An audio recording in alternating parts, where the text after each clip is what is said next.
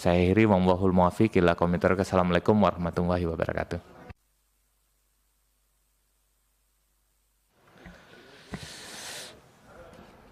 Saya kira cukup ya. Ini Pak Ketua, silakan Pak Ketua memberikan arahan lah gitu. Enggak, 1 menit Pak Fikri. Terima kasih Pak Fikri, Bapak Ibu sekalian yang saya hormati, yang hadir pada kesempatan yang baik ini dari semua forum guru kita. Saya tadi agak bersyukur ada 2 forum yang tidak bisa hadir Pak Fikri karena jauh-jauh ini, Sumatera Utara tidak bisa hadir, sama Sulawesi Selatan, Masya Allah. Saya kira cukup diwakili oleh teman-teman. Oh, ada ya? Oh, Medan.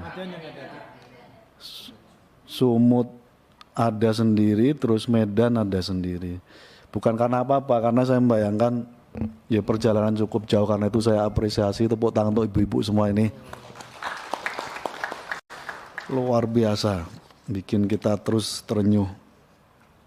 Yang pertama, lagi-lagi ini memang soal tindakan afirmasi dan keberpihakan. Kalau ada itu sih selesai semua, Bu.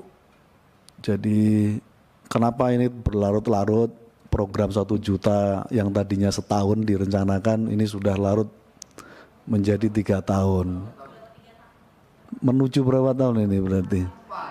Menuju 4 tahun Pak Fikri. Padahal skemanya waktu itu kita sepakati 1 tahun sebenarnya. Jadi Enceng Nurroji tadi sudah menyampaikan sangat detail. Tadi termasuk Mas Mujib sebagai senior di sini semua. Jadi masalahnya masih tidak terurai dengan baik. Nah karena itu poin pentingnya sebenarnya kenapa dulu kita melakukan raker berkali-kali, kita minta ada afirmasi yang sudah mengabdi lama, yang tadinya nggak ada afirmasi sama sekali, dan seterusnya. Itu memang sejak dari awal kira-kira Kemendikbud merasa rekrutmen 1 juta guru ini sudah sesuatu yang luar biasa. Nah, padahal menurut kami tidak cukup gitu. 1 juta guru ini baru akan luar biasa kalau di dalamnya adalah ada tindakan afirmasi kepada guru-guru kita yang sudah mengabdi lama.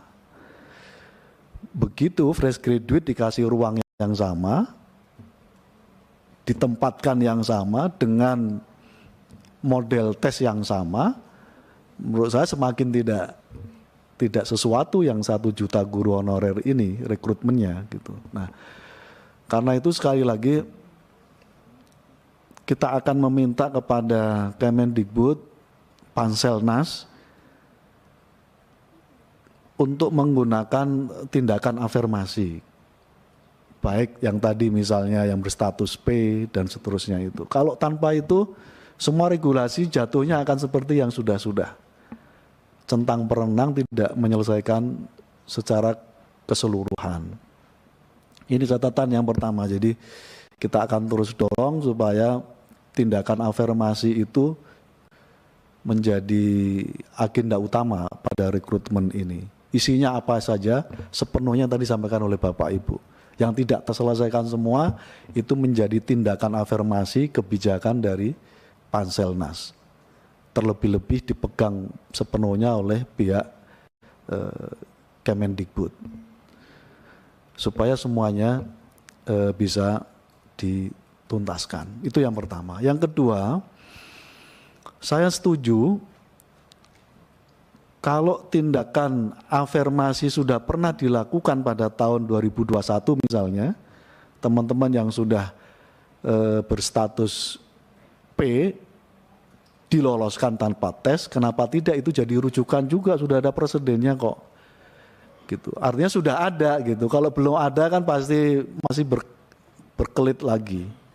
Tapi faktanya 2021 tanpa tes bisa dijalankan itu kebijakan.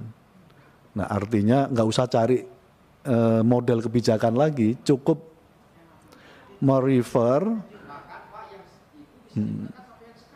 Betul. Nah karena itu. Nah makanya Pak, makanya kita tuntut lagi aja, karena jejaknya kan sudah ada, gitu. Kira-kira nggak bisa mengelak lah, karena sesuatu yang sudah pernah dilakukan kok, kira-kira begitu. Nah yang ketiga adalah saya setuju Bapak Ibu sekalian saya hormati Pak Fikri, kita minta semua keputusan menyangkut soal rekrutmen pada tahun 2024 ini dituntaskan dulu, menyelesaikan berbagai persoalan ini tadi, kita tuntut begitu kira-kira dalam sebuah forum tertentu nanti sebelum dijalankan.